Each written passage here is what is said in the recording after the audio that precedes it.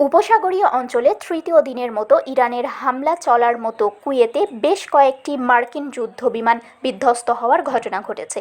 তবে উড়োজাহাজগুলোতে থাকা আরোহীরা বেঁচে আছেন বলে নিশ্চিত করেছে দেশটির প্রতিরক্ষা মন্ত্রণালয়।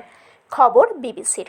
কুয়েতের প্রতিরক্ষা মন্ত্রণালয়ের মুখপাত্র এক বিবৃতিতে জানান, আজ সোমবার সকালে বেশ কিছু মার্কিন যুদ্ধবিমান বিধ্বস্ত হয়েছে।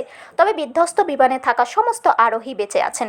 দুর্ঘটনার কারণ খতিয়ে দেখা হচ্ছে বলেও জানান তিনি। বিবৃতিতে আরও বলা হয়, দুর্ঘটনার পরপরই কর্তৃপক্ষ অনুসন্ধান ও উদ্ধার অভিযান শুরু করে।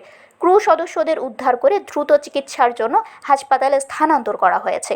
বর্তমানে তাদের শারীরিক অবস্থা স্থিতিশীল বলে জানানো হয়েছে। আজ সোমবার সকালে কুয়েত সিটিতে অবস্থিত মার্কিন দূতাবাস থেকে কালো ধোঁয়া উঠতে দেখা গেছে বলে জানিয়েছে বার্তা সংস্থা এএফপির এক প্রতিনিধি। শারমিন শিমু, বরেন্দ্র টেলিভিশন।